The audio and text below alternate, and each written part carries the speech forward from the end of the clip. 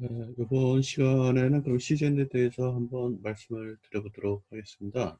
에, 지금 갑자기 주가가 올라가면서 상당히 관심을 받고 있는 종목인데요.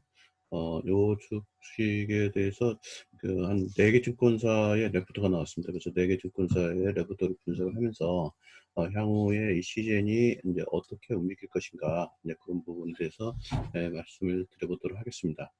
어, 그 시즌에 대해서 말씀드리기 전에 뭐 이 회사의 지금 주가의 모습을 한번 봐야 될 것 같은데요. 주가의 모습은 지금 현재 이런 상황입니다. 그래서 이게 5월 14일입니다. 5월 14일 날 주가가 이렇게 급등을 하는 모습 보이고 거래량이 많이 들었습니다. 그리고 그 다음 날인 5월 10, 에, 5월 15일 날, 5월 15일 날은 다시 조금 음봉을 보이면서 주가가 한 8% 정도 빠졌는데요.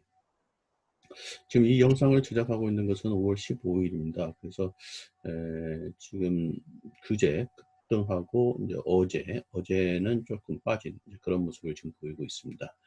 근데 수급의 움직임을 보니까 개인은 보니까 5월 13일 날, 5월 13일 날 이때겠죠. 이때 굉장히 많이 사가지고 이제 주가가 급등하니까 전부 팔았습니다.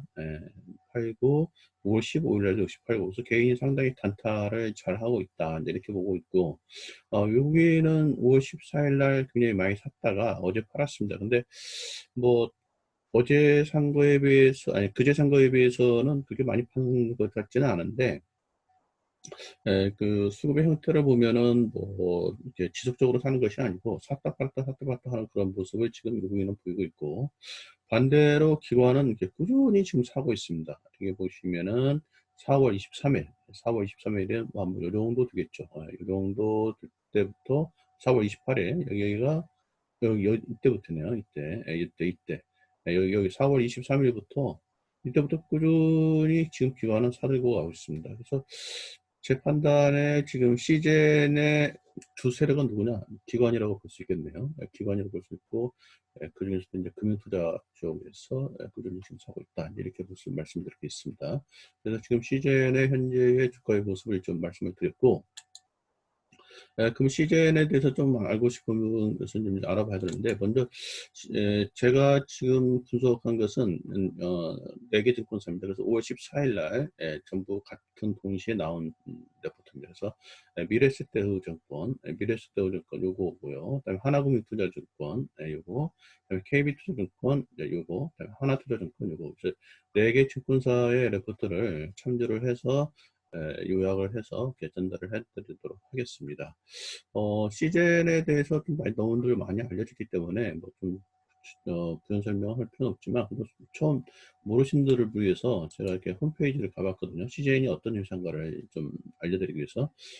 CJN은 그 진단을 하는 회사입니다. 진단을 하는 회사인데, 요번에 그 CJN이 그 코로나19 관련된 그 진단 제품이 미국 FTA에서 이제 사용 승인을 받았어요. 그러면서 이 회사가 상당히 이제 그 부각이 되는 그런 회사고, 하여튼 그 코로나19 때문에 상당히 부각이 된 그런 회사입니다. 그래서 어, 질병과 관련된 주요 원인들을 이제 유전자로 조기 진단을 해서, 그다음에 그 병원체가 감염량을 동시에 측정도 하며 적절한 시기에 맞춤 치료를 해서 이제 보건 의료 비용을 절감한다는 이제 이런 그, CGN의 그 자체 홈페이지에 이런 표현이 있길래 제가 캡처해왔습니다. 그래서 어떤 회사냐면은 요겁니다. 이런 것을 판매를 하는 회사입니다. 이게 이거죠, 이거. 진단 시약을 판매를 하는 그런 회사고, 시젠이 사실은 아까 여기서 보시면 주가의 모습을 보면 이때 상당히 급등을 많이 하거든요. 그 코로나 관련된 그 진단 키트약으로. 근데 이제 이때 아마 3월 30날 이후로 이제 주가가 이렇게 빠집니다. 아마 그때 아마 우리나라가 이제 그때 이제 코로나가 어느 정도 이제 진정세 또는 안화세로 들어가서 그런지, 아니면 이미 주가가 너무 반영이 돼서 이제 너무 고평가돼서 그런지 이렇게 좀 빠지고 있습니다. 그래서 빠져서 상당히 뭐 한 달 동안 거의 뭐 이렇게 조정을 받고 있다가 5월 초부터 다시 올라가고 있습니다. 근데 참 이게 공교롭게도 이날 5월 14일 날 주가가 반등을 하는데, 이제 제가 조금 이따 말씀드리겠지만 각 증권사가 그 예상한 그 예상 목표가가 보통 한 145,000원 정도입니다. 145,000원인데 이날 하루에 거의 그 135,000원에 도달을 해버린 것 같습니다. 그래서 종가가 이때 한 128,000원 정도에 끝났는데 뭐 거의 그 주고사들이 예상한 목표가에 거의 도달을 해버리지 않았나 이런 생각이 드는데, 사실은 그 증권사에서 제시하는 그 목표가는 수시로 변합니다. 수시로 변하기 때문에 그냥 참조 정도로 생각을 해주시고 시즌에 대해서 생각을 해보도록 하겠습니다. 그래서 제일 중요한 것은 이거죠. 그 진단 키트 관련된 테마가 이제 끝났나 이제 싶었거든요. 이제 1분기로 해가지고. 근데 이제 2분기에 다시 이게 지금 각광을 받기 시작하거든요. 그래서 아마 이제 그 재발의 문제보다도 이제 이태원 그 문제처럼 뭔가 다시 재확산될 수 있는 그런 리스크를 지금 안고 있어서 그런 데 불안감이 있는 것 같고요. 다음에 또 지금 유럽이나 미국은 조금 이제 완화되고 있지만 이게 또 그 인접국가라고 해야 될까요? 또 다른 나라 쪽에 지금 굉장히 지금 확산되고 있는데, 예를 들면 브라질 같은 데는 지금 굉장히 엄청나게 지금 또 문제가 되고 있고, 또 러시아 또 뭐 그 추운 나라 러시아도 좀 이렇게 문제가 되고 있고, 그래서 이게 좀 다른 나라로 지금 확산되고 있어서 아마 이 진단키트 약의 판매가 여기서 중단되지는 않는다 이렇게 보면서 2분기의 실적을 상당히 지금 증권사에서는 굉장히 좋게 보고 있습니다. 좀 뭐 폭발적으로 늘어나지 않을까 기본에 2분기가 뭐 4, 5, 6월 아니겠습니까? 4월 달에는 아마 미국이라든가 유럽에서 굉장히 문제가 됐기 때문에 그 실적이 반영될 거고, 뭐 지금 5월 달인데 5월 이후는 또 이제 브라질이나 러시아 그쪽에서 판매가 되고, 그렇게 하는데 사실은 전 개인적으로는 이제 코로나 문제는 조금 뭐 수그러들었지 않았나 했는데 또 이 불안감이 또 이렇게 존재를 하고 있습니다. 가을 되면 다시 이거 재발되지 않을까. 그래서 가을이 시작되면 다시 이 진단 키트가 부족할 걸 예상하고 미리 사서 이렇게 저장을 해놓는 그러한 수요가 늘어날 것이라고 보고 있습니다. 그래서 비축을 할 거다. 그러니까 치료제가 나오지 않는 이상은 아마 이게 가을 되면 다시 어떤 불안감에 의해서 각국이 비축을 하지 않겠냐. 그래서 이 회사에 대한 전망을 상당히 어떤 일시적인 걸로 끝나는 것이 아니라 상당히 좀 지속될 수도 있다. 이렇게 그 애널리스트들은 좀 보고 있는데 그 애널리스트 의견들을 좀 말씀을 드려보도록 하겠습니다. 첫 번째 말씀드릴 게 하나금융투자의 그 레포트부터 말씀을 드리겠습니다. 5월 14일 날, 5월 14일 날 나온 레포트인데 여기 보시면은 요 애널리스트는 이제 이렇게 표현을 합니다. 1분기는 시작에 불과했고 코로나 관련된 이게 코비드죠. 코비드19의 최대 수주다. 이렇게 보여주고 있습니다. 그래서 레포트를 조금 말씀을 드리면 이 저기 애널리스트는 지금 목표가를 126,000원 정도로 본 모양이에요. 126,000원 정도 보고 이 레포트를 쓰기 전날 5월 13일 날 99,100원이었던 모양이에요. 다시 한번 저기 그 레포트 저기 뭐 주가 모양을 보도록 하겠습니다. 주가 모양이 이쪽이죠. 99,000원 이 정도 때 아마 레포트를 썼는데, 그리고 목표가를 126,000원 했는데 이날 다 달성을 해버린 거죠. 하루 만에. 참 어떻게 이걸 봐야 될지. 그러니까 이 애널리스트가 추정한 어떤 목표가에 거의 도달했기 때문에 이제 더 이상 올라가지 않고 떨어지는 건지, 아니면 뭐 잠시 일시적인 조정을 받는 건지. 왜냐면 지금 기관이 팔지 않았거든요. 그래서 이 주가에 대해서 향후 상당히 좀 관심을 좀 기울여야 될 것 같습니다. 그래서 그런 관점을 말씀을 드린 거고, 다시 그 레포트로 돌아오면은, 자, 1분기에 엄청난 실적을 했죠. 1분기라 하는 것은 1, 2, 3월을 의미합니다. 그래서 1분기 매출액이 전년 대비 198% 증가한 818억을 매출을 일으키고, 영업이익은 전년 대비 584% 증가한 398억을 실현을 했습니다. 이건 확정한 숫자죠. 확정한 숫자인데, 뭐 전년 대비 이렇게 584% 정도 증가하는 회사가 어디 있겠습니까? 엄청난 거죠. 그래서 이제 주가가 엄청나게 뛰었죠.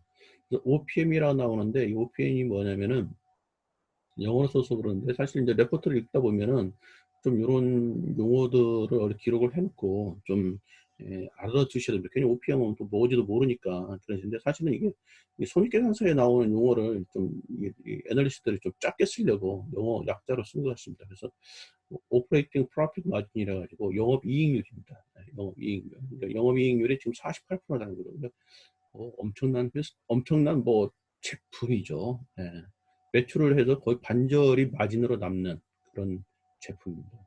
그래서 뭐 어떤 그 투자 관점에서 보면은 뭐 엄청난 제품이다 이렇게 보시는 것 같고, 그래서 코비드19에 최대 수혜자로 나타났다. 그래서 출항일 기준 관세청의 그 진단 키트를 보면 이 회사 지금 송파구에 있어요. 그래서 서울시 송파구 데이터를 보면은 시즌의 그 분기별 수출 금액 비율은 한 81%의 어떤 비슷한 상관관계라는 게 비슷한 거니까.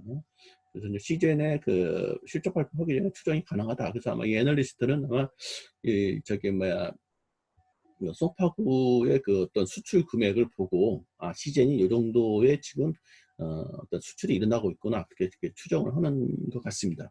그래서 송파구 수출 금액하고 거의 81%, 그러니까 송파구의 수출 금액의 81% 정도를 시젠이 지금 어떻게 보면 담당하고 있다, 이렇게 봐도 무리가 아닌 것 같죠. 그래서 이제 그 송파구에서 일어난 수출 금액을 보고, 시젠이 지금 어느 정도 지금 물량이 나가고 있구나, 수출이 되고 있구나, 그렇게 추정을 했다는 겁니다. 그래서 송파구의 진단키트 수출액이 1월, 2월 각 뭐 478만 달러, 728만 달러 이렇게 됐는데, 3월 달에 급증하죠. 1월 달, 2월 달까지는 별로 이렇게 보는데 3월 달에 2천만 달러로 증가를 합니다. 2월 달까지 720만 달러인데, 아마 이때까지는 뭐 국내 정도 끝났는데, 이때부터 이제 뭐 유럽하고 미국이 이제 난리가 난 것 모양입니다. 그래서 2천만 달러 크게 증가를 하면서 시즌의 1분기 실적 기대감은 고조됐다. 그래서 주가는 올라갔죠. 엄청나게 올라갔습니다. 그렇게 보시면 되고, 그래서 여러분들이 그 주식 투자를 할 때 단순한 테마라고 생각할 수도 있지만, 그 테마가 진짜 실적으로 가셔야 되는가도 생각을 해야 됩니다. 그래서 그 바이오 종목들은 보통 이제 기대감에 의해서 올라가거든요. 실적과는 관계없이 기대감이 올라왔는데, 이번에 이런 진단키트주는 좀 바이오주는 조금 다른 것 같아요. 진단키트주는 매출로 나타나는 그런 종목이었고, 그런 테마였다고 저는 보고 있습니다. 그래서 좀 바이오 테마를 보는 거하고는 조금 다르다, 이렇게 제가 말씀을 드리는 거고, 여기도 이제 그거 나온 거죠. 그래서 이제 4월 달은 실적이 얼마 정도 나올 거냐, 이제 그걸 이제 회사에서 물어보면 회사가 안 알려줄 수도 있으니까, 그러면 이제 관세청 데이터를 보고 시즌에 연간 매출을 추출했다, 이렇게 나오고 있습니다. 그래서 이 부분은 그냥 뭐 그런 이야기다, 이제 그런 이야기고. 그래서 이 애널리스트는 이제 코로나19 진단 키트만 증가를 했느냐? 그건 아니다, 또 이런 얘기를 하고 있습니다. 우리가 그러니까 시즌 생각하면 코로나19 진단 키트만 팔아서 돈을 번 회사로 머릿속에 딱 드는데, 이 애널리스트 이야기는 그거만 해서 돈을 번 회사가 아니고 그거 위에 또 다른 걸 팔아서 돈을 버는 거다, 이런 이야기를 지금 쓰고 있습니다. 그래서 시즌의 1분기 시작 매출 중에서 코비드19 진단 키트 매출이 290억 발생했고, 그 외에 그러니까 코비드19와 관련 없는 다른 시장 매출도 294억 정도 전년 대비 42% 증가했다. 근데 이 지금 애널리스트가 말하고 싶은 거는 그거예요. 코비드19 말고도 다른 거를 팔아서도 이렇게 42% 증가를 했다, 그 얘기를 지금 하고 싶은 겁니다.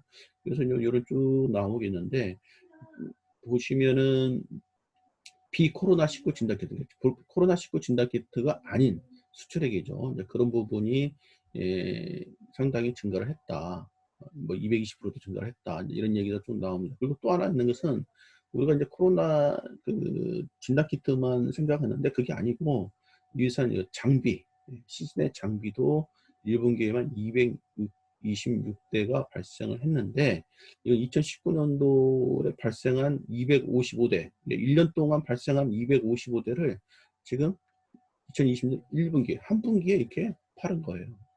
이게 엄청난 거죠. 1년간 판매를 해서 판매될 어떤 숫자가 2020년도에 그냥 1, 4분기에 한 분기에 그만큼 팔아진 거예요. 그러면 앞으로도 계속 이런 현상이 일어난다면 이 장비 부분에 있어만해도 작년 대비 이거 4배가 증가하겠죠. 그냥 단순하게 한 분기에 이만큼씩 판매를 했다면.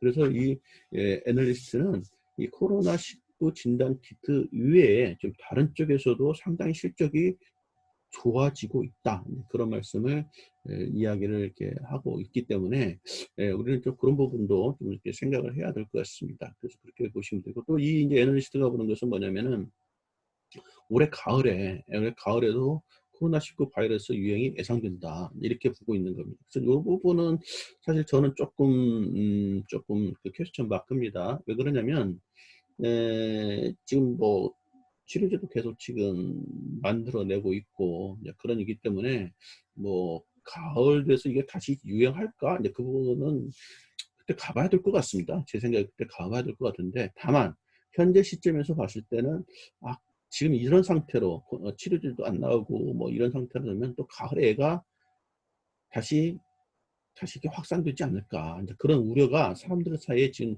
있다는 거죠.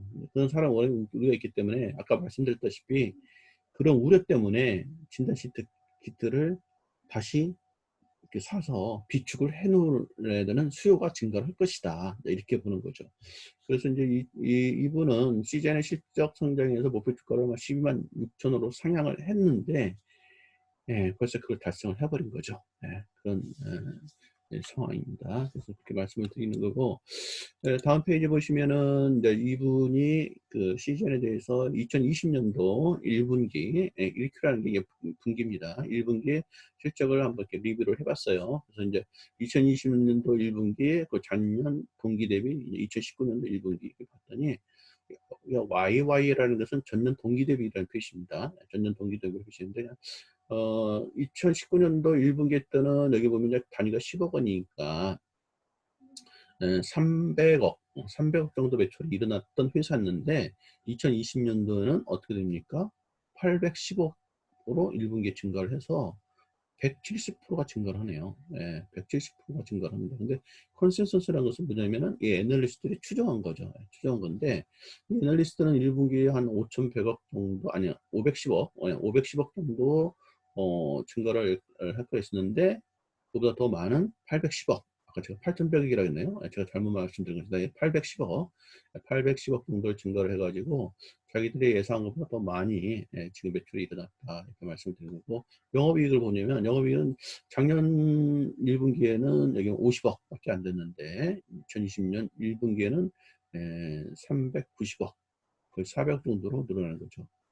엄청나게 늘어나는 겁니다. 그래서 1분기에 엄청나게 실적이 늘어났기 때문에 아까 그 주가 차트를 보여드리겠지만 주가는 급상승하는 모습이 나왔던 거죠. 그렇게 보시면 되는데 뭐 콘센서스보다도 지금 더 엄청나게 지금 늘어났네요. 콘센서스 이게 추정한 것은 140억 정도 영업이익이 늘어날 걸로 봤는데 그보다도 뭐 거의 2배로 늘어나버립니다. 그러니까 지금 여러분도 알다시피 1분기 때 4월 달에 유럽과 미국이 뭐 등장했지 않습니까? 그러면서 이 진단 키트가 엄청나게 팔린 모양입니다.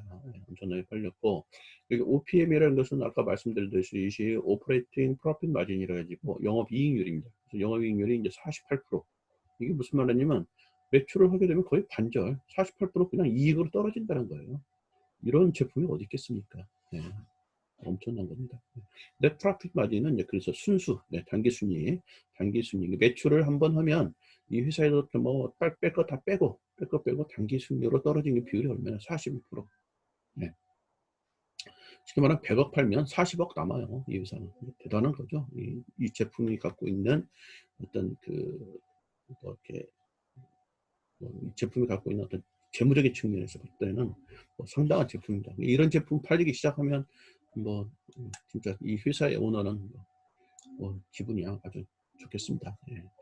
자, 그런 상황이고 이제 추정치가 중요하죠. 과거치는 이미 이런 과거치는 뭐 이런 회사였다. 하지만 이미 이거는 주가에 반영된 거니까 주식을 투자하는 입장에서는 오히려 추정치가 중요합니다. 그래서 추정치를 잘 보여야 되는데 지금 2020년 1분기까지는 이미 끝났죠. 여기까지 이미 과거고 2020년 2분기부터는 예상치죠. 그래서 F자가 붙지 않습니까? 여기는 F자가 안 붙고 F자가 붙는 얘기를 무엇이냐면 포캐스트 예상을 했다.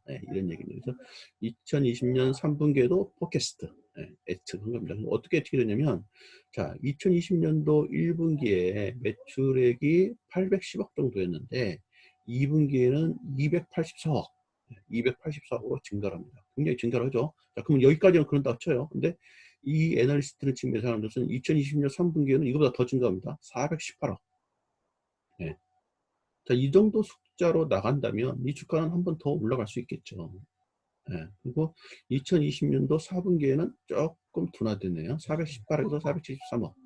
예, 올라가긴 올라가지만 이 성장 속도는 조금 둔화되는 그런 모습을 보이고 있습니다. 그래서 뭐 매출액이 이렇게 난다면 자 봅시다. 그러면 영업이익을 봅시다. 영업이익이 어떻게 났는가? 뭐 매출의 구성 요소는 뭐 호흡기, 여성지만 이제 이렇게 있는데 이제 그거보다도 영업이익이 어떻게 되는 걸 봅시다. 영업이익은 뭐 장비 매출 원가 빼고 매출 총이익 빼고 판매가격비 떼고 다 떼고 영업이익을 봅시다. 영업이익 여기 보시면은 자 보세요. 여기가 이 첫 줄이 2020년도 1분기입니다. 네, 2020년도 1분기. 2020년도 1분기로 이미 확정이 된 거죠. 그래서 이 부분은 주가 이미 반영됐다 치고 네, 끝났습니다. 끝났고 2020년도 2분기 자 4, 5, 6월달 4, 5, 6월달 이익이 얼마나 늘어날 것인가를 이 애널리스트가 추정한 것은 얼마입니까? 이게 지금 10억 단위예요. 10억이면은 90억, 590억, 1590억. 근데 1분기 얼마? 390억. 얼마 늘어나요? 엄청나게 늘어나죠. 네. 영업이익이 지금 엄청나게 늘어나고 있는 겁니다. 근데 또 이 애널리스트가 보기에는 3분기에 더 늘어나요. 246억. 네. 아까 매출액이 늘어났듯이 2분기, 3분기에 늘어나요. 이 3분기가 언제입니까? 3분기가 그러니까 3, 4, 아니 3, 4, 5, 6, 7, 8, 9, 7, 8, 9에 해당하는 날이다. 7, 8, 9면 이제 여름이 좀 끝나가고 가을로 들어가는 그런 때 아니겠습니까? 그때 이제 매출이 엄청나게 늘어날 거고 매출이 늘어나니까 아까 영업이익률 OPM이 굉장히 크게 있었지 않습니까? 그러다 보니까 영업이익도 이렇게 엄청나게 늘어난다. 그래서 순이익이 엄청나게 늘어난다. 지금 하나금융투자의 애널리스트는 이렇게 보고 있습니다. 자 그러면 하나금융투자의 애널리스트가 정말 굉장히 훌륭한 탁월한 애널리스트라고 가정한다면 자 이렇게 간다고 가정했을 때 큰 변수가 없이 이렇게 가정한다고 했을 때 이 주가는 어떻게 될 것 같습니까? 저도 뭐 여기서 말씀을 못 드리겠는데 뭐 좀 그러네요. 좀 긍정적으로 봐도 되지 않을까. 추정치만 보고 그렇게 말씀을 드리고 싶네요. 자 그리고 그래서 시즌 목표 주가를 상향을 합니다. 그래서 이런 모든 것을 반영해서 이 애널리스트는 목표 주가를 12만 6천으로 상향을 했는데 뭐 이미 이건 뭐 다가를 해버렸죠. 목표 주가 12만 6천원 다가를 해버렸습니다. 그래서 여기 보시면은 이제 이 하나금융투자의 애널리스트가 본다면 이런 관점을 본 거죠. 코로나19 바이러스가 올해 가을에 재발한다면 이 가정을 붙였죠. 재발한다면입니다. 재발 안 하면 끝나는 거고 재발한다면 각국의 정부는 코비드19 진단키트를 비축할 것으로 예상함에 따라 이렇게 본 거죠. 이 애널리스트는 향후에 이 바이러스가 재발할 수도 있을 것이다. 예상을 하고 그렇다면 각국의 정부는 다시 이 진단키트를 비축할 것이다. 미래를 이렇게 예상을 한 거죠. 그렇게 돼서 하반기에도 이 진단키트의 수출액은 2분기 수출액 이상 아까 보여드렸죠. 2분기, 3분기에 더 훨씬 늘어나죠. 2분기 수출액 이상으로 발생할 것으로 예상을 한다고 이 애널리스트는 보는 겁니다. 그렇게 보는 거예요. 근데 다만 이 애널리스트가 그런 것을 다 예상해서 목표 주가를 12만 6천으로 잡았는데 현재 주가가 12만 6천원보다 좀 낮으면 그럼 충분히 그게 가능성이 있겠구나. 우리는 주식 투자하는 입장에서 그렇게 생각하는데 이 목표 주가 12만 6천원 이미 도달을 해버렸다는 겁니다. 현재 주가가. 그 부분은 이제 여러분들의 판단에 놓으신 것 같습니다. 그리고 2022년 하반기부터 코로나19 바이러스 유행은 지나면서 코비드 진단키트는 전년 대비 약 30% 역성장할 것입니다. 자, 그럼 이거 무슨 말입니까? 이 진단키트 관련된 이 비즈니스는 중장기적으로 상승하는 그런 비즈니스는 아니고 뭐 2020년 아니면 2021년 정도는 거의 끝나는 비즈니스로 보는 겁니다. 2020년 하반기에는 역성장할 거라고 보는 거죠. 그래서 이 종목은 뭐 3, 4년 또 5년 중장기 투자할 종목은 아니다. 이렇게 이 팩트에 의한다면 그렇게 생각을 하셔야 됩니다. 그래서 뜬금없이 항상 올라갈 것이다. 하염없이 올라갈 것이다. 그런 주식은 아니다. 이렇게 보고 있습니다. 자, 하지만 CJ 장비가 어느 정도 임상 병리 상태에 깔리면서 전체적으로 CGN의 다른 시장 매출의 성장식은 큰 폭의 증가세를 유지할 것으로 보입니다. 이 부분이 나오는데 우리는 아까 말씀대로 CGN 하게 되면은 진단키트만 팔릴 걸로 알았는데 그렇지 않고 이 CGN이 개발한 장비도 이미 이제 그 진단키트를 팔면서 각 국의 임상 변이사한테 이미 다 팔았다는 거죠. 깔렸어요. 그러니까 CGN의 진단키트를 이렇게 하려면 CGN의 장비가 또 필요하다는 거예요. 예. 그래서 이게 같이 팔린 거예요. 같이.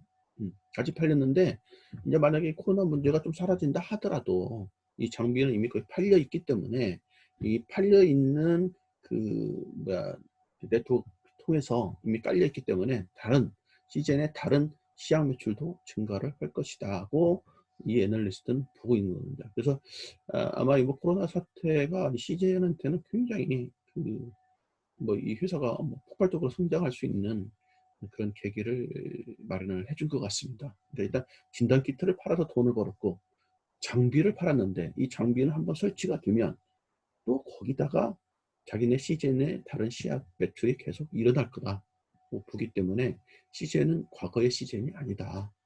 이렇게 이 애널리스트는 이야기를 하고 있습니다. 그래서 목표 주가는 이제 보통 이렇게 예상해서 했다 하고 있는데 여기까지 설명하려면 길어집니다. 길어지고 그렇기 때문에 그 부분은 제가 넘어가도록 하겠고 또 하나는 이 목표 주가라는 것이 저도 처음에는 이제 주식 투자할 때 이게 안 변하는 줄 알았어요. 그 훌륭한 애널리스트들이 이 목표 주가를 구하면 목표 주가는 게 변하지 않고 그대로 있는 줄 알았는데 좀 순진했죠. 그 당시에 저도 주식을 처음 할 때 굉장히 순진했습니다. 그래서 이 목표 주가를 보고 제가 이제 의사결정을 하고 막 했는데 그렇지 않습니다. 이 목표 주가는 변합니다.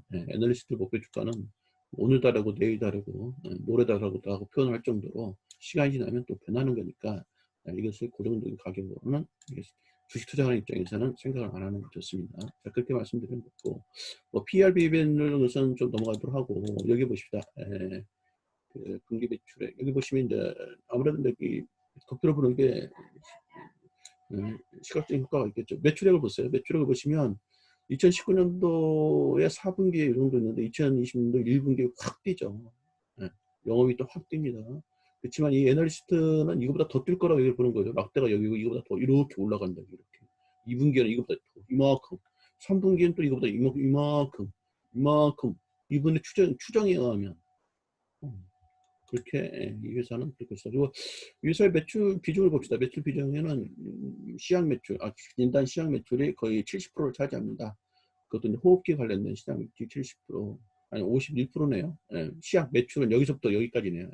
시약 매출은 70%를 차지하는데 그 중에 호흡기는 50% 차지합니다. 나머지 부분은 소시하니까 그거고 제품별 매출 비중 이렇게 나오는데 여기 보면은 알프렉스라는 제품이 계속 증가를 하네요. 그래서 지금은 알프렉스가 거의 대부분을 차지하는 알프렉스가 이제 아마 코로나 진단 시트카드인가 봐요. 그렇게 보시면 되고. 자, 그거보다 더 중요한 정보는 이겁니다. 지역별 매출 비중이죠. 어디다 많이 이렇게 팔렸느냐를 보는 거죠. 2020년도 1분기에 보면 유럽이 62% 차지했고 미국 쪽에서 10% 차지했네. 나머지는 그렇고. 아마 유럽에서 엄청나게 사갔네요. 엄청나게 사갔습니다. 그래서 유럽 쪽에서 계속 코로나 문제가 끝나지 않고 계속 발발하고 이어진다면 이 회사의 앞으로의 성장 부분은 전망이 밝은 것 같습니다. 근데 다른 레포트에서 말씀드리겠지만 지금 또 막 일어나고 있는 나라가 브라질이에요.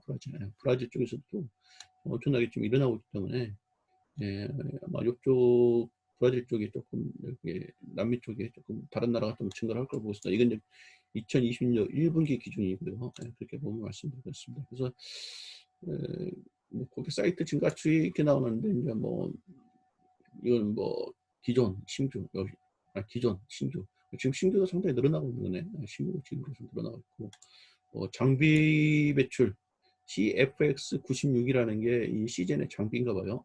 장비인데 이게 계속 이렇게 늘어나고 있습니다. 장비 이렇게 늘어나고 있고 그래서 가장 중요한 게 이거 아니겠습니까? 확진자 수 보시면 자, 미국을 봅시다. 미국을 보시면은 누적 확진자 수는 올라갔지만 일별 확진자 수는 쭉 올라갔다가 이제 또 어느 정도 정체되거나 감소 쪽으로 가는 거 있고 유럽에 있는 다섯 나라 국가 역시도 2020년 3월 달에 피크를 찍고 그다음부터는 조금씩 이렇게 빠지는 그런 모습을 보이고 있습니다. 그래서 이 모습만 보고 진단 시트 관련된 이 주가가 좀 조정이 왔거든요. 하락을 했는데 다시 이제 최근에 올라가는 모습을 지금 보겠습니다. 아까도 제가 말씀드렸다시피 브라질은 어떻습니까? 브라질은 2020년 5월 달까지 계속 지금 증가를 하고 있습니다. 증가를 하고 있는 겁니다. 이렇게 보시면 되고, 관세청 기준으로 보면 수출 데이터는 이렇게 확 뛰었다. 이걸 이 에너지 좀 말씀하고 있는 것 같습니다. 뭐 그 정도 이렇게 보시면 되겠고, 이렇게 보시면 되겠고, 이렇게 보시면 되겠습니다. 여기 보시면 이제 국가별 진단키트 국가별 수치를 보면 브라질이 굉장히 늘어나고 있습니다. 브라질이 비중이 19% 정도까지 늘어나고 있습니다. 이 정도 늘어나고 있는 거고, 그래서 지금 아무래도 이제 그 코로나의 어떤 그 확진자 수가 늘어나는 쪽, 그쪽으로 지금 비중이 늘어나는데, 그럼 코로나 확진자 수가 이제 더 뭐 확산이 될 것이냐, 이제 그런 부분이 이 회사의 실적과 굉장히 영향을 미칠 거겠죠. 미치겠지만, 이 애널리스트는 2분기에 상당히 실적이 증가할 것이고, 2분기가 끝나면 가을 정도 되면 다시 그 재발에 대한 우려 때문에 비축 수요가 늘어날 것이다.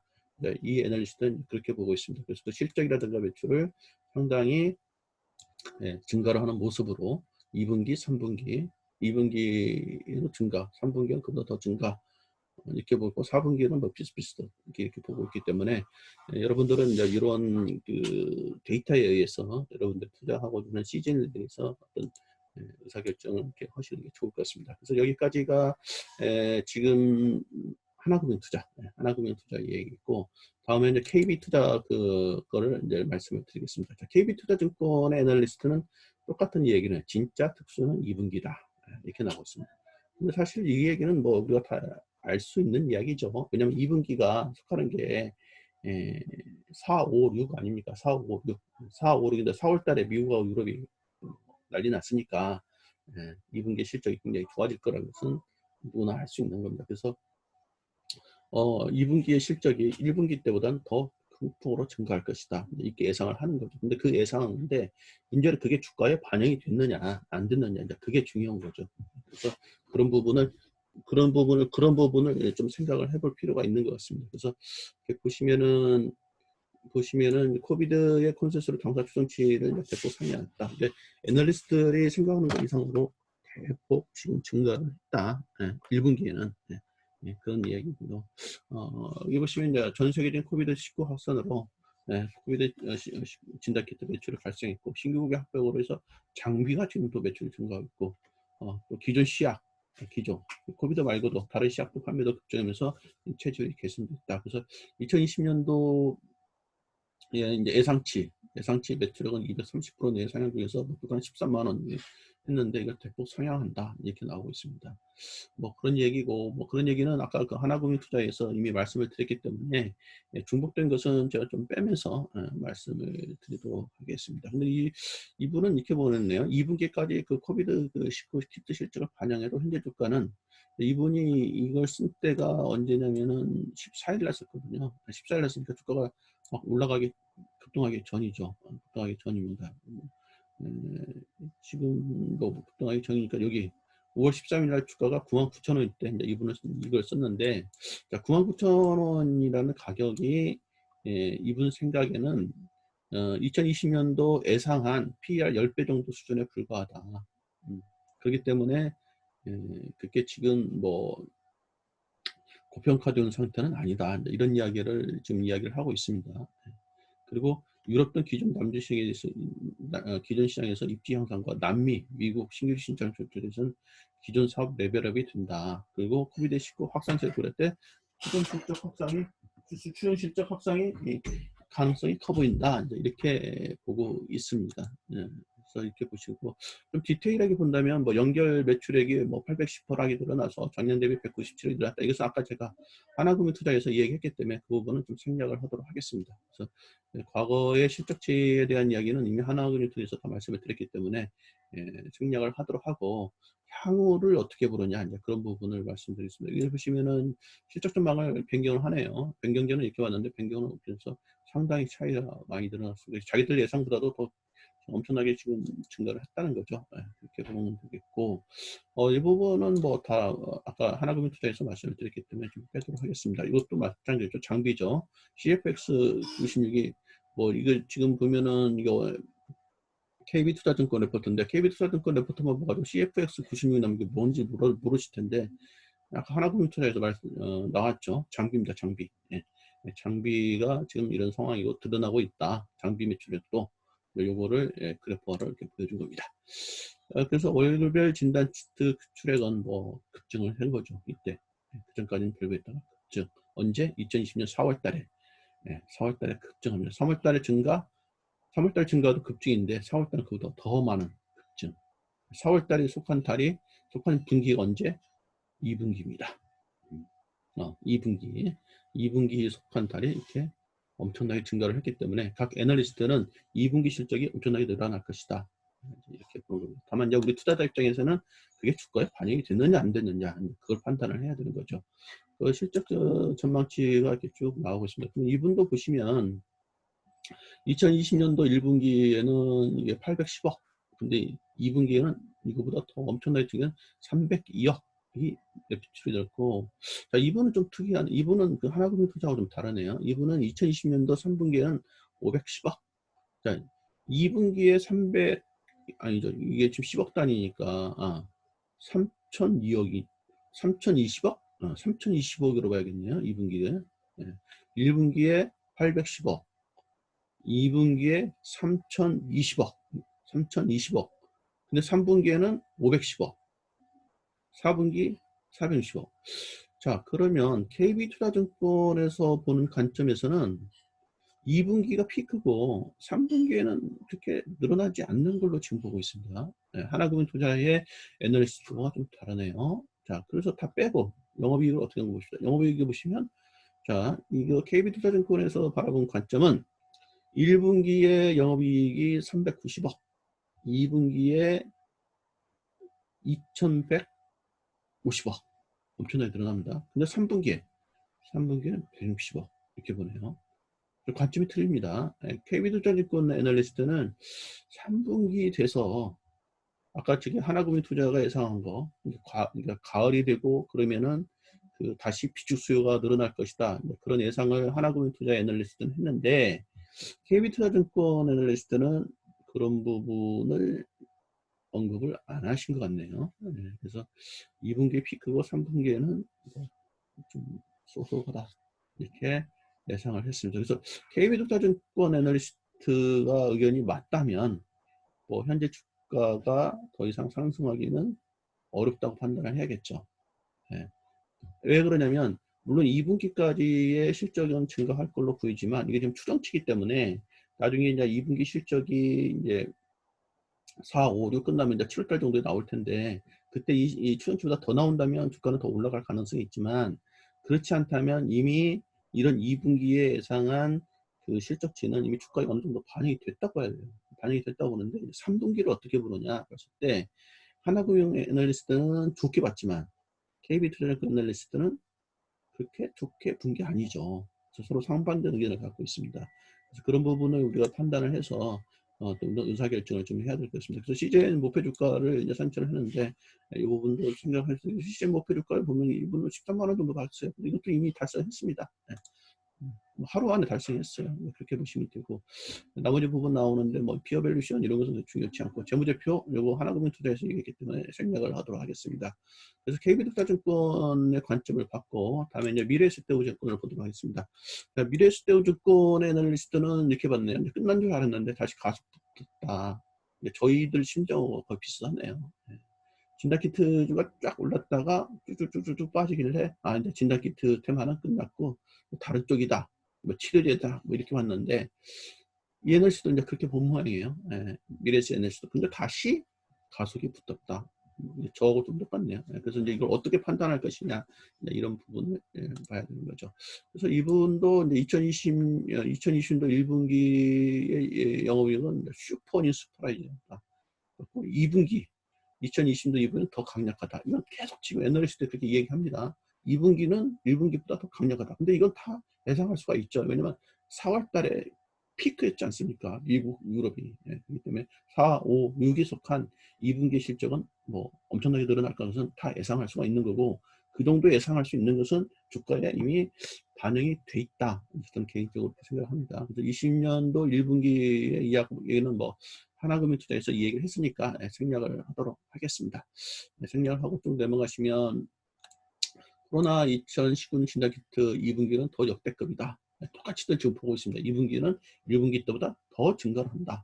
엄청나게 증가를 한다. 이렇게 보고 있고, 여기 보시면 코로나19가 중국에서 전 세계로 확산된 시점이 3월 중순인전부터 고려를 한다면, 3월 중순부터 이제 뭐 우리나라 오고, 뭐 다음에 미국, 유럽 이제 치기 시작하지 않습니까? 이제 4월 달에 이제 피크가 일어나는 거죠. 그래서 2020년도 2분기부터 본격적인 코로나19가 발생한다. 이렇게 보시면 됩니다.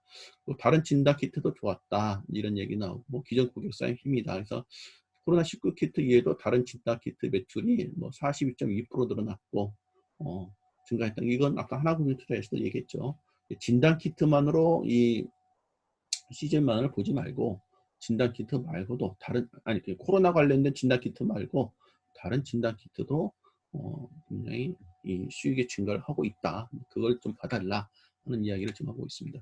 장비 매출도 증가를 했다. 똑같은 얘기지만 하나금융투자에서 얘기하고 있습니다. 장비 매출분도 증가를 했다. 2020년도 1분기에 장비 매출이 크게 증가했다. 그럴 수밖에 없겠죠. 이 진단 키트를 사용하려면 그 필요한 장비가 필요합니다. 제가 좀 이따 이제 그림으로 보여드리겠지만 장비가 필요해요. 그렇기 때문에 장비도 당연히 진단을 하죠. 단기적으로 코로나19 진단 키트가 가장 중요하지만 코로나19가 감염성 질환임을 관련하면 장기적으로 장비 매출이 더 중요하다. 여기 이 얘기는 진단 키트는 면도날 역할을 한다면 장비는 면도기 역할을 한다. 그래서 면도날만 있으면 못 쓰죠. 면도기가 같이 있어야 쓸 수 있는 거죠. 그래서 장비가 있어야만 진단 키트 매출이 발생할 수 있다. 그래서 장비도 같이 증가를 했다. 이렇게 봐야 됩니다. 그래서 여기 보시면 다른 기업들은 자체 장비가 자체 장비 없이 글로벌 대형 기업의 검사 장비에 이렇게 호환되는 시약을 판매하고 있었다.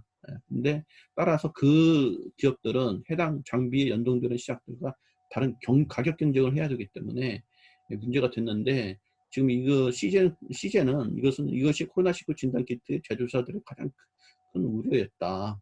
동사 역시 글로벌 대형 기업의 진단 장비를 사용했지만 동사의 제품 알플렉스가 지금 계속 증가를 하고 있지 않습니까? 동사 제품을 사용해서는 동사의 소프트웨어가 내장된 장비를 사용해야만 된다. 이 동사의 소프트웨어가 내장된 장비를 없으면 뭐 이 진단 키트 받아봤자 못 쓰는 거죠. 아까 면도칼과 면도날의 비유처럼. 그래서 따라서 동사의 장비를 도입했다면 코로나19가 종료도 지속적인 고객으로 남을 확률이 없다. 이 장비를 도입했으니까 계속적으로 이 코로나가 중단됐더라도 이 회사가 판매하고 있는 코로나 이외의 진단키트 매출도 증가를 할 거 아니냐, 이렇게 보시는 게, 이게 쉽게 말하면 매출처가 많이 지금 깔려 있는 거예요.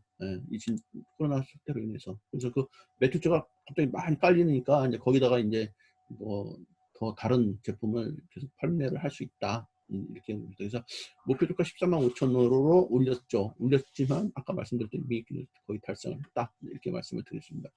이렇게 나와서 뭐 동사의 목표 주가는 실적 전체 상향 조정에 13만 5천원 정도로 상향을 했다. 그때 이걸 때보다도 상승 여력이 36%였던데 상당히 이분은 36% 정도나 아직 상승 여력이 있다고 썼는데 단 하루 만에 거의 다 달성을 해버렸습니다. 14일 날 이 레포트를 썼는데 뭐 14일 날 엄청나게 올랐습니다. 올랐고 이렇게 보시면 되고, 그래서 이분 이야기는 트레이딩 관점으로는 아마 15만 원에서 16만 원까지도 갈 수 있지 않겠느냐, 뭐 이렇게 좀 보고 있는데, 그렇지만 밸류에이션이 정당화될 기간은 1, 2개월에 불과하는 점을 명심해야 된다. 그래서 이분은 좀 15만 원, 16만 원은 좀 어렵지 않나 이렇게 보고 있네요. 그래서 현재 동사의 주가는 12개월 포워드 PER 기준 19배로 글로벌 피어 27.86에서는 저평가되어 있다. 이렇게 보고 있는데, 뭐 이 부분은 이제 주식 투자를 하는 우리가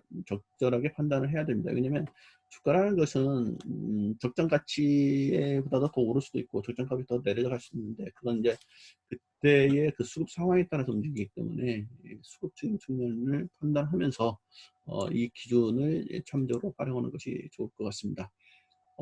이분도 이제 매출을 예상했는데 그 연도별 매출이네요. 연도별 매출이기 때문에 뭐 2020년도에 가장 피크고 2021년도는 다시 수그러드는 그런 모습으로 예측을 했습니다. 그래서 연도별 예측은 조금 너무 장기이고요. 이제 우리가 필요한 것은 분기별 예측이죠. 분기별 예측이 어떻게 될 것이냐 봐야 될 텐데, 여기 보시면은 이제 실적을 했네요.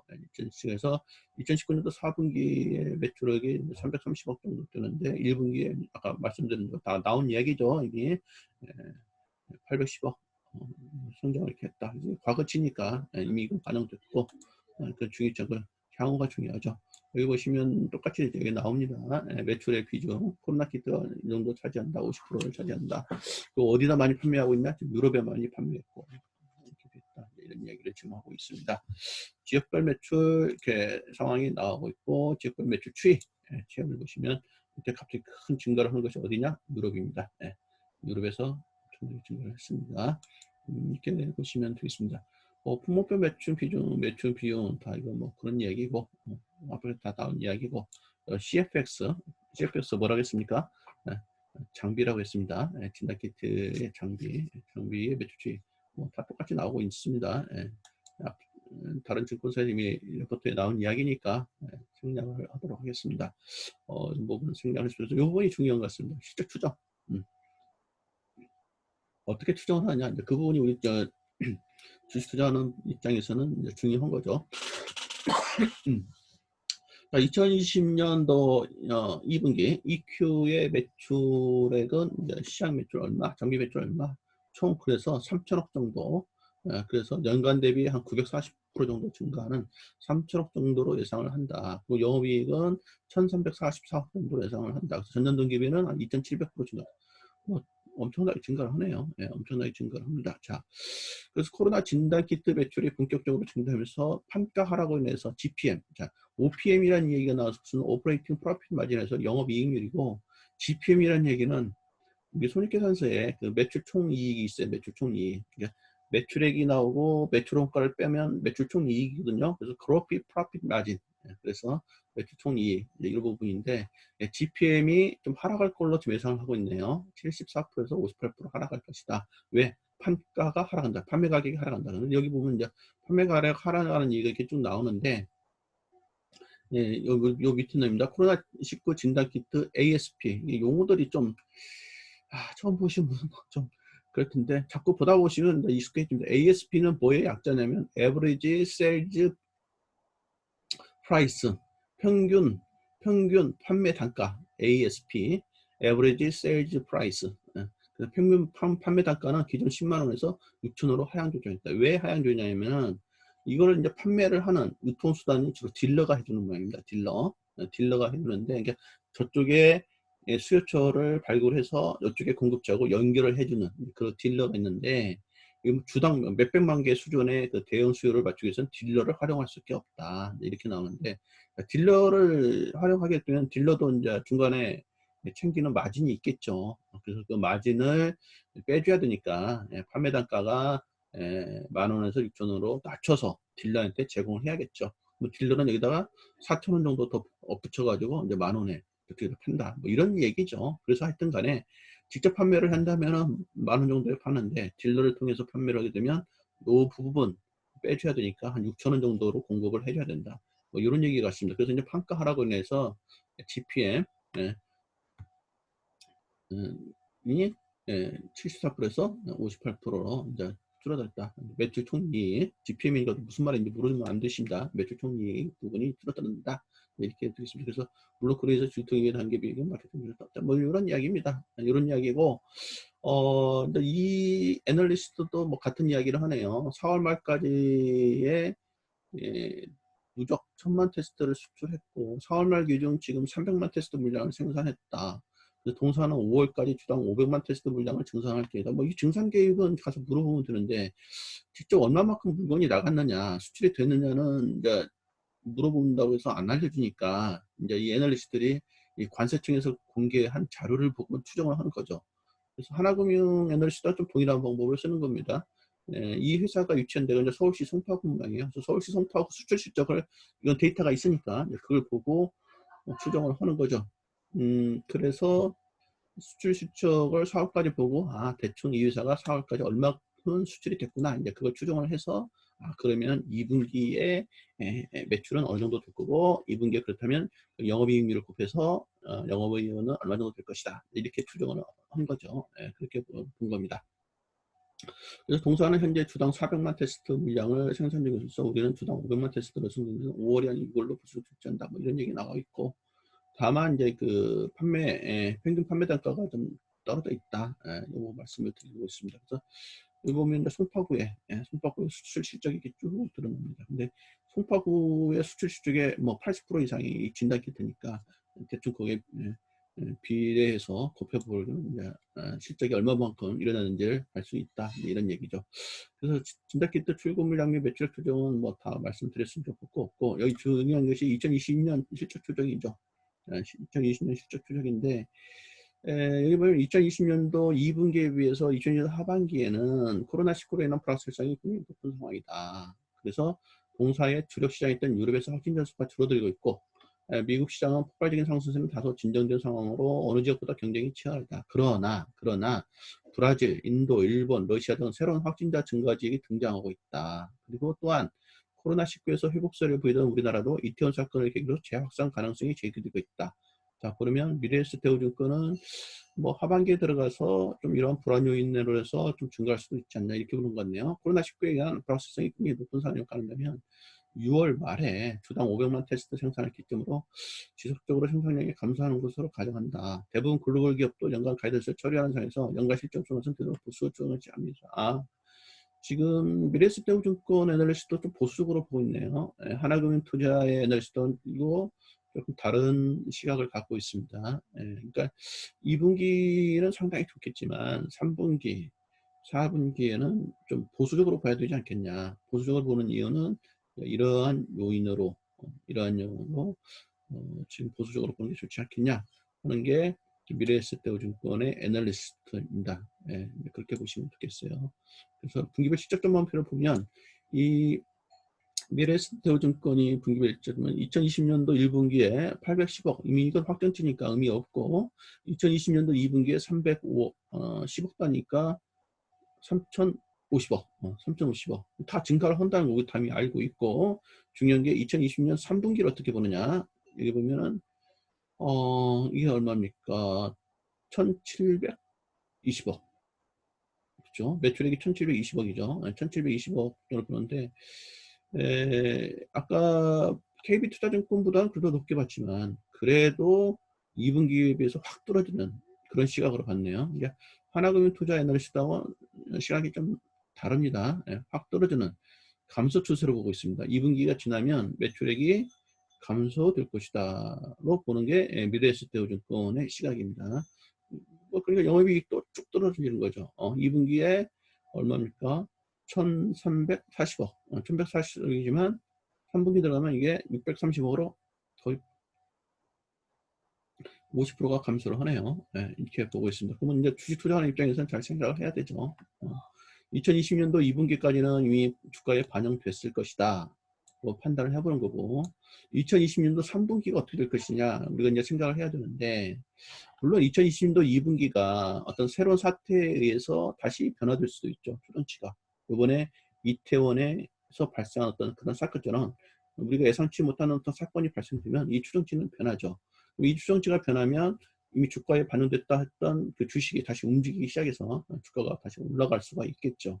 올라갈 수 있는데 그렇지만 우리가 이제 예상하는 것들은 현재 우리한테 나와 있는 변수만 가지고 예상하는 것에 있어서는 애널리스트의 생각을 우리가 유출을 해야 되는데 하나금융투자가 보는 시각과 KB투자증권, 미래에셋대우증권이 보는 시각이 다르다. 이제 그걸 우리 인식을 해야 되고 그 중에서 우리는 우리의 논리로 선택을 해야 될 것 같습니다. 자 이렇게 보는 것이고 밸류에이션을 보면은 목표주가 14만 5천 원 했는데 이미 이거 달성됐다고 보시면 되고요. 그래서 코로나19가 감염성 질환일 때 코로나19 진단키트로 인한 매출 상승 지속 가능한 것이라 일회성이나 우려가 있습니다. 미래에셋대우증권 애널리스트는 이걸 일회성으로 보고 있거든요. 코로나19 진단 키트에 의한 매출 상승을 그렇게 보고 있습니다. 왜 그렇게 보느냐? 미래에셋대우증권 애널리스트의 의견은 이렇습니다. 글로벌 대형 기업들도 5월 이후에는 양산 체제를 갖춰 나가고 있다. 그래서 대부분의 기업들의 EPS가 주당 장기 순이익으로 보시면 됩니다. EPS. 그래서 EPS가 시간이 지날수록 개선되는 것과 달리 동사는 시간이 되면 EPS가 감소하는 구간을 반드시 경험할 것이다. 동사는 시간이 지나면 EPS가 감소된다고 보고 있네요. 미래에셋대우증권 애널리스트는. 그래서 2020년도 2분기에 실적이 급격하게 증가하는 것은 가시성이 상당히 높고 2020년 3분기, 2020년 3분기 실적은 2020년 1분기보다 작아질 가능성이 크지 않습니다. 1분기보다는 작아지진 않겠다. 그렇지만 2분기는 줄어들죠. 그래서 EPS 하락과 코로나19로 인한 주가 조정에 대한 우려보다는 적어도 4개월에서 5개월간 코로나19 진단키트 수요로 인한 상승 여력이 더 큰 상황으로 보기 때문에 2020년도 1분기보다는 커질 것이다. 작아질 가능성은 크지 않다. 그런 얘기니까. 그리고 지금 이 밸류에이션도 12개월 FWT 이게 포워드입니다. 포워드의 PER 기준 19배로 글로벌 PE 27배에 비해서는 좀 저평가되어 있는 상황이다. 이렇게 보고 있는 것 같습니다. 뭐 이거는 뭐 어떤 목표치니까 그렇게 우리가 참고로 하시면 될 것 같고, 잠깐만 올라가 버렸네요. 레포트가. 이렇게 보시면 될 것 같습니다. 위는 동사의 실적 출처를 상향 조정했다. 그래서 지금부터 3개월 후에 12개월 선행이익을 활용해 보부주가는 13만 5천 정도 했고, 상승률은 36%를 고려해서 투자기도 매수를 상향했다. 이렇게 했지만 14일 날 이미 주가는 뭐 거의 달성을 해버렸습니다. 2020년 2Q의 급격한 실적 개선에는 트레이딩 관계에서 15만원, 16만원까지 목표 주가도 산정이 가능하다. 트레이딩을 한다면. 그렇지만 밸류에이션 정도하는 기간이 1, 2개월이 지나지 않는 점을 명심을 해야 된다. 이런 의견을 미래에셋대우증권이 하고 있습니다. 그래서 그런 부분을 우리는 참고를 해서 주식 투자를 해야 될 것 같습니다. 이런 부분은 뭐 다 말씀드리는 거니까 글로벌 피어 밸류에이션 뭐 이런 게 나오는데 주식 투자 입장에서는 조금 여기 자 리스크를 봅시다. 이런 게 중요하죠. 리스크. 리스크가 뭐냐? 미래에셋대우증권 애널리스트가 보는 것은 실적 추정의 추정이 불확실하다는 거죠. 일반 제적과 다르죠. 일반 제적은 대충 이렇게 추정을 하더라도 어느 정도 예측이 드는데 이건 뭐 진단키트니까 굉장히 불확실하다. 그래서 2020년도 하반기로 갈수록 실적 추정의 변동성은 상당히 커질 수 있다. 실적 추정을 했다 하더라도 애널리스트 하더라도 그 변화는 커질 수가 있다. 그런 리스크가 있다는 거죠. 그래서 상반기와는 또 다른 국가들이 확진자 수 증가를 주도할 수도 있고 또 다른 국가 예를 들면 뭐 지금 브라질이 늘어나시 또 어떤 모르는 나라가 또 증가할 수도 있고 또한 회복세에 진입한 국가들도 언제든지 다시 확진자 수가 증가할 수가 있다. 우리나라의 이태원 사건처럼 이런 일이 발생할 수도 있기 때문에 불확실성이 굉장히 크다. 하반기 추정은 그러나 다소 부수적으로 하는 것이 적절하다. 또한 확진자 수가 급감할 가능성도 열어둬야 된다. 이렇게 이제 이 애널리스트는 보고 있습니다. 다음에 두 번째, 경쟁 심화에 대한 것이 리스크로 보고 있습니다. 그래서 2020년도 1분기에 주춤했던 글로벌 기업들이 2020년도 2분기부터는 본격적으로 진단키트 생산에 착수할 것이다. 글로벌 기업들이 뛰어든다 이거죠. 그러면 경쟁이 치열해지는 거죠. 그렇죠. 그래서 당연한 이야기지만 대부분 국가는 자국 기업을 선호할 것이다. 우리나라 거 안 쓰고 자기 나라 거 쓰겠다는 거죠. 그리고 또한 PCR 외에도 CRS, PR과 같은 다양한 새로운 기술들을 활용한 새로운 진단법과 관련 연구 개발이 진행되고 있다. 이거 말고도 또 새로운 진단 키트가 나올 수도 있다. 이렇게 되는 거죠. 특허로 보호되는 영역이 제한되어 있다. 특허로 보호될 수 있는 부분이 어느 정도 제한되어 있기 때문에 새로운 이런 진단 키트 이런 것이 나왔을 때 또 새로운 글로벌 기업들이 생산하고 있을 때 그로 인한 경쟁 심화는 우리가 염두에 둬야 된다. 이런 얘기를 하고 있습니다. 또 하나 리스크가 뭐냐면 치료제의 등장입니다. 그러니까 치료제가 등장한다고 해서 갑자기 코로나19 진단키트 수요가 급감하는 것은 아니지만 투자자들 입장에서 투자 센티멘트, 투자자들의 어떤 상당히 영향을 끼칠 수가 있다. 특히 동사는 연초 대비 급격하게 주가가 상승했기 때문에 다른 투자 대안에 대한 니즈가 클 수 있다. 이 말은 무슨 말이냐면 거기서 먹을 만큼 먹고 그거 팔고 다른 데 또 올라갈 거 사서 먹으려는 그런 투자자들의 투자 대안 니즈가 클 수가 있다. 그렇게 보고 있습니다. 그런 것들이 지금 시젠을 투자하는 사람 입장에서는 리스크다. 리스크. 실적 추종이 불확실하다는 거, 경쟁이 심화될 거라는 거, 치료제가 등장할 거라는 거, 다음에 투자에 대한 니즈가 생길 수가 있는 거, 이런 얘기이기 때문에 투자자 관점에서는 치료제 관련 임상 동향과 뉴스에 대해 면밀한 체크가 필요하다. 이런 얘기가 나오고 있습니다. 그래서 이런 부분 쭉 나오고 기업 소개 및 투자 포인트 이런 부분은 이미 저기 그 증권사의 레포트에서 말씀을 드렸기 때문에 여기서는 좀 생략을 하도록 하겠습니다. 여기 보시면 이런 거예요. 요 그래프가 나오는데 분자 진단 그 플로우를 보시면 이렇게 이런 모양으로 생긴 거예요. 그 그림으로 나오니까 좀 저희가 AI 하기 쉽죠. 이게 이제 진단 키트 뭐 시약이고 요거를 이제 이렇게 할 수 있는 장비들이 쭉 나오고 있고 요거를 이렇게 CFX 96이라는 거 이 회사의 장비라고 했죠. CFX96이라는 게 이런 거죠. 요걸 통해서 모니터 같은 데서 딱 보고 이제 판단을 하는 거죠. 이렇게 판단을 하는 겁니다. 그래서 요 장비가 필수적으로 필요하겠죠. 여기다 이제 진단키트를 이거를 여기다 놓고 내가 어떻게 검사해서 모니터에 딱 나오고 이런 흐름을 가기 때문에 요 진단을 할 수 있는 요 기계는 반드시 필요할 건데 이제 그 애널리스트들 이야기로는 이제 요 코로나 문제가 빠졌다 하더라도 이미 이건 저기 다 각국에 이제 설치가 됐으니 여기에 이제 자기의 시즌에 다른 진단 키트도 매출이 또 팔아먹을 수 있지 않겠느냐, 매출이 일어날 수 있겠느냐 이렇게 관점을 보는 것 같습니다. 그래서 시즌의 주요 제품 상황이 이렇게 나오는 거죠. 쭉 나오는 이야기입니다. 그래서 이렇게 또 재무제표는 뭐 아까 말씀드렸듯이 생략을 했기 때문에 생략을 하도록 하겠습니다. 자, 마지막으로 이제 하나투자증권 이야기를 하겠습니다. 하나투자증권에서도 똑같이 5월 14일 날 했는데 여기서 이렇게 보네요. 2019년도 코로나19는 서프라이즈는 지금부터 시작이다. 그래서 1분기부터 시작해서 했다. 이런 얘기인데, 뭐 이건 이미 말씀을 드린 거니까 생략을 하도록 하겠습니다. 그래서 2020년도 1분기 코로나19가 견디는 실적 고속 성장하고 있다. 이미 이거 아는 얘기니까 됐고 넘어가고요. 목표 주가 여기서 한 15만 원 정도 예상하고 있네요. 이거 넘어가도록 하겠습니다. 중요한 것은 향후죠. 향후 어떻게 될 거냐를 애널리스트는 어떻게 보느냐. 이거 뭐 매출 비중 이미 다 다른 회사 레포트에 나온 거니까 넘어가도록 하겠습니다. 여기 뭐 CFX, 뭐 아플렉스 다 나오죠. 아플렉스가 진단 시약이고 CFX가 진단 장비죠. 이거 한번 나왔으니까 다 넘어갑니다. 넘어가고 실적주의, 이거 중요합니다. 실적주의. 이 애널리스트는 앞으로 실적 어떻게 볼 거냐 이게 중요한데 1분기는 이미 나온 숫자니까 빼고 2020년도 2분기에 이 하나 리서치의 애널리스트는 얼마나 보겠냐면은 10억 단위니까 2,570억으로 매출이 늘어나는데 다 늘어날 건 다 알죠. 그렇지만 이제 그 금액의 크기는 애널리스트마다 좀 다르죠. 자, 문제는 중요한 건 방향성입니다. 방향성. 이것인데 이 애널리스트는 2020년도 3분기에 이거보다 확 줄어듭니다. 얼마입니까? 1,500억. 1,500 정도로 줄어듭니다. 2020년도 4분기 더 줄어듭니다. 자, 이 애널리스트가 보는 관점에서는 2020년도 2분기라는 것은 4, 5, 6입니다. 4, 5, 6월 동안 그러니는 엄청나게 매출이 늘어나는데 3분기 들면 줄어드는 거죠. 줄어드는데 이 줄어든 것이 1분기보다는 그래도 높다. 이런 이야기를 지금 보여주고 있는 것입니다. 그래서 영업이익 또 뭐 같은 관점이겠죠. 영업이익 또 보시면은 1분기에 390억 정도인데 2분기에는 이보다 더 늘어나는 1,140억 정도로 늘어난다. 그렇지만 3분기에 가서는 760으로 늘어난다. 이 부분이 이제 투자하는 우리한테는 굉장히 중요한 메시지를 주고 있는 거죠. 자, 2분기에 1분기보다 늘어날 것은 누구나 다 알고 있는 사실이죠. 누구나 다 알고 있는 사실인데 그럼 그게 과연 주가에 반영이 됐을까?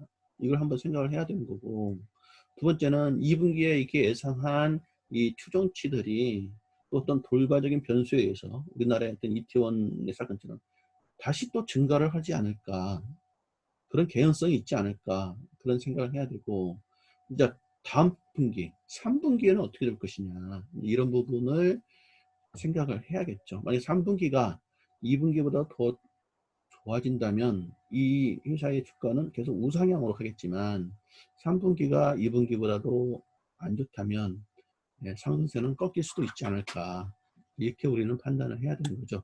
그렇게 보시면 되는 거고 그래서 뭐 재무제표 이것은 뭐 다 나왔던 얘기니까 각 회사에서 나왔던 얘기니까 공략을 이렇게 하도록 하겠습니다. 그래서 요거 부분 보시면, 그래서 거의 끝났네요. 예, 그래서 저희가 지금, 하나금융투자의 의견, 그 다음에 KB투자증권의 의견, 그 다음에 미래에셋투자증권의 의견을 검토를 했고, 하나투자증권의 의견까지 전부 검토를 했습니다. 그래서 이 검토한 것을 기반으로 해서 현재 주가 모습을 봐야 될 것 같고, 또 현재 주가의 모습을 봤더니 이상한 현상이 지금 기관은 계속 사고 있다. 이러한 그 정보도 상당히 신경을 좀 써야겠죠. 기관은 왜 여기서 계속 살까? 예. 외국인은 샀다 팔았다 하는데 기관은 왜 계속 살까? 이런 고민을 하면서 향후의 주가는 어떤 모양을 그려갈 것인가를 예상을 하면서 적절한 대응을 해야 되는 것이 우리가 시즌을 바라보는 시각이라고 할 수 있겠습니다. 그래서 뭐 저남들은 뭐 열심히 좀 해드렸는데